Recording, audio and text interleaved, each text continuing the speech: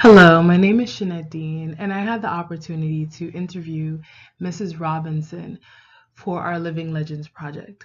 Mrs. Robinson has been a teacher for 20 years. More than 15 of those years, she's been teaching at the same high school in Broward County, Florida. We talked about some of the changes that she's seen over the course of teaching at this high school. And we've also talked throughout the course of our interview about some of the differences in being an educator that she's noted from her native country of Jamaica into transitioning here as an educator in Broward County, Florida.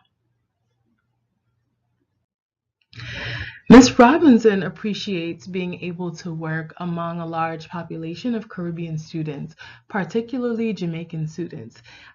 She feels like she connects with them on a cultural level, and this definitely reminded me of our readings on Black America's New Diversity by Haya El Nassar, and essentially how Black people, and of course, for our purposes, educators and educational researchers, Black students aren't a monolith.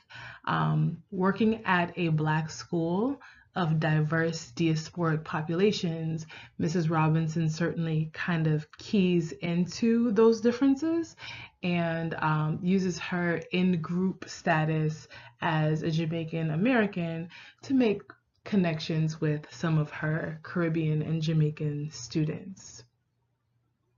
I'm originally from Kingston, Okay. and I've come across students from Kingston. I've even come across students who attended the high school that I taught in Oh Jamaica. wow, Yeah. that's pretty cool. And they say, you really did? I say, yeah, I taught at that school. Mhm. Yeah. Wow. And I've even come across students who used to attend the high school that I attended. Mhm. Yeah. Oh. Yeah, that makes me feel a little special. Yeah. From my alma mater. Yeah. Mhm. Wow. When speaking on some of the differences between Caribbean students in that she taught in Jamaica, or being an educator in Jamaica and being an educator here, one thing that Mrs. Robinson notes is that in Jamaica there was a loving discipline and a climate of like loving discipline and competition that seemed to motivate and push students, whereas here the discipline seems to lack. Lack that loving component where the adults around the students kind of care and love them into doing better versus a compulsory actions.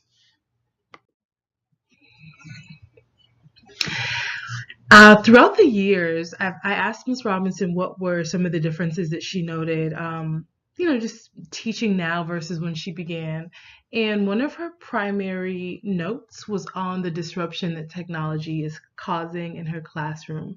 She definitely sees the use of technology in her classroom as a nuisance.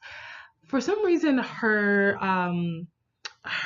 feelings around technology reminded me of our reading Black in Time, exploring new ontologies, new dimensions, new epistemologies of the African diaspora.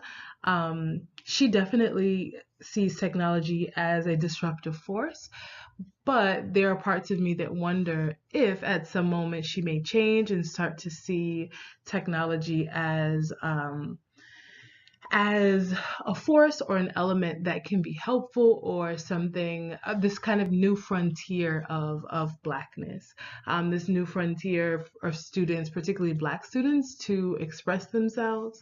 But she shared that that was one of the things that she's noted in terms of the changes in her classroom. During the course of our interview, we spoke about outsider perceptions of Mrs. Robinson's students. She believes that her students are considered low income as the school is technically an inner city school. Because of this, she thinks that the status of the school and her students as being inner city and low income shapes not only the way that the students are treated, but the way that the teachers are treated and the way that the institution or the school itself is seen in reference to other schools in the district as a quote unquote inner city school or a low income school.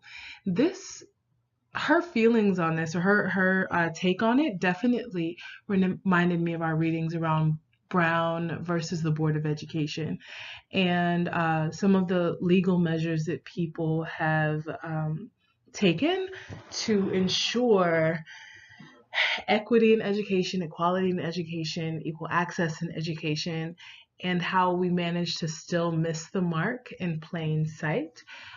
This definitely was a frustrating note for Mrs. Robinson, and she shares one narrative in particular where a visitor from the district encounters one of the students from her school in the next slide. Some years ago, there was a guest speaker, and she kept asking why. The kid offered to escort her to class.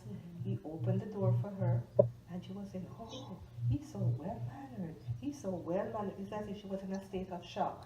Couldn't believe it. Wow. Wow. Yeah.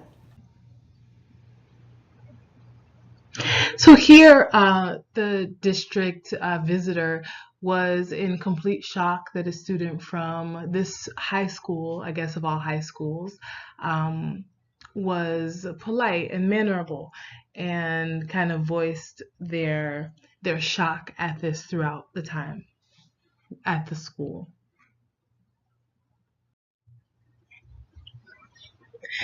When speaking on students' perceptions of themselves, Ms. Robinson notes that she believes that some of them don't see their full potential, and that she embeds opportunities in her curriculum to show them that they can do it, and that she believes that they can do it, that if anyone can do it, and if it can be done, then they can certainly do it. Question. Describe the type of future you imagine for your students. I imagine my students as being able to do as well as anybody else. I've had students who graduated and they're doing extremely well. Sometimes the success stories come in. I have a daughter who's a product of this school, and she did extremely well. That's good. So I believe that they all can if they make the effort. Awesome.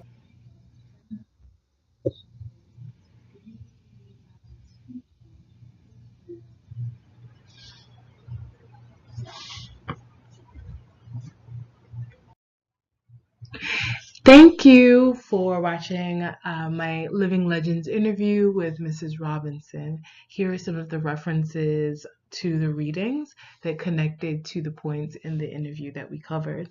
Thank you.